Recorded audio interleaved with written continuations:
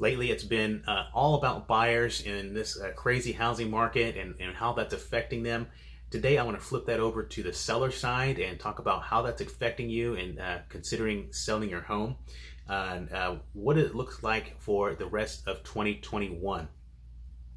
I'm Krishna Perkins, and I'm the broker here at Maverick Homes and Neighborhoods.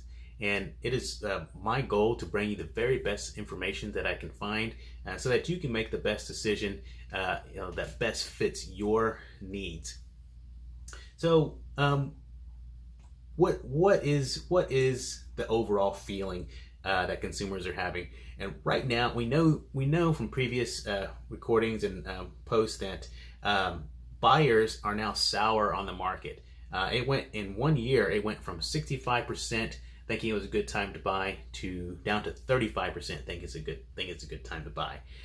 Conversely, we're looking at seller sentiment now. Last year in July, 45% of sellers said it was a good time to sell. Now it's at 75% of home sellers thinking that it's a good time to sell. So the sentiment on both sides has changed.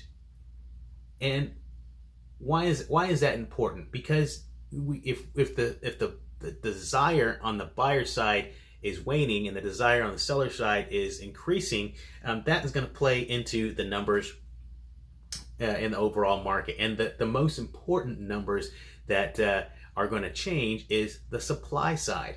So supply hit its low in January 2021.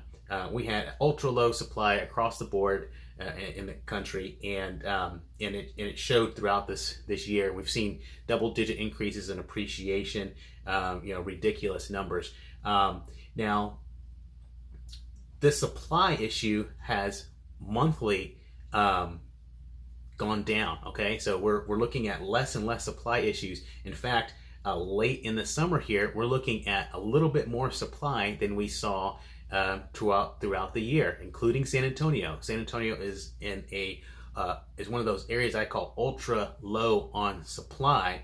But even in San Antonio, if you look at last month's housing market report for August, saw an increase in supply. So little by little, things are changing. The sentiment has changed on the buyer side and the seller side, and the actual supply piece has changed on both sides. What's missing? The next piece that's missing is interest rates. And experts all agree that interest rates in the future here, the short term and the near term, 2022, are going to be higher.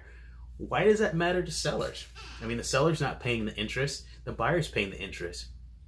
However, with home prices going up and interest rates scheduled to increase, or predicted rather to increase, the amount of home that the buyers can afford is going to decrease. So if you have a home that is at a very high value, okay, especially in those areas where price increases have begun to stall out, and rather you're starting to see more price changes because people were pricing their homes ahead of the market, you may be out of runway for more appreciation. And not that we're not going to see, I should rephrase that, not that we're not going to see appreciation, but it's not going to be at those numbers that we've seen in the past. Wages just can't handle it. You mathematically can't get a loan beyond what your wages, your debt to income ratio is going to allow anyway. So at some point you run out of runway. Okay, so look at that in your own situation. So, and then let's look at what Daniel Hale, chief economist for Realtor.com, has to say about the situation. More homeowners continue to list homes for sale compared to a year ago. Notably, while new listings continue to lag behind a more normal 2019 pace, the gap is shrinking even though homes continue to sell quickly thanks to high demand and limited supply. New listings are subtly shifting the balance of market conditions in favor of buyers.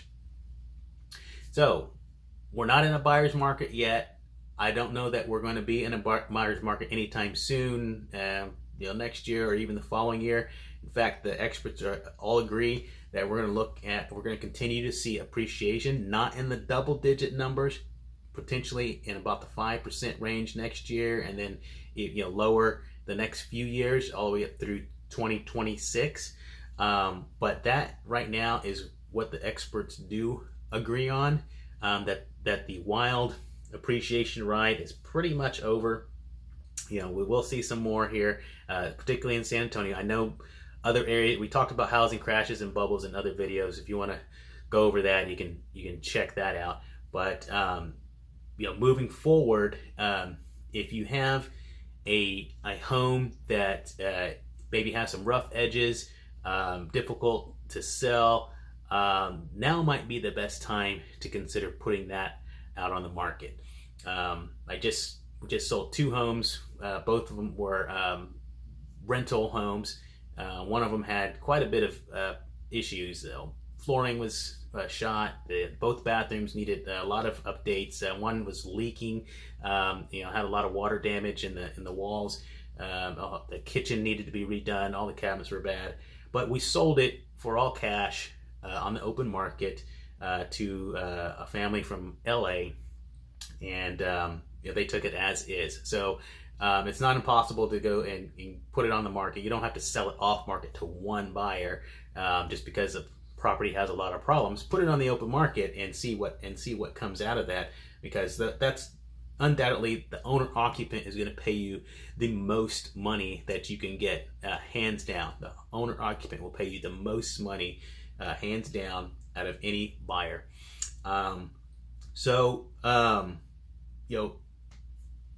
Reach out if you have any questions about this, and every situation is different, but I'm happy to collaborate on what your situation looks like, and hope that everyone does well the rest of 2021, and I'll see you on the next video.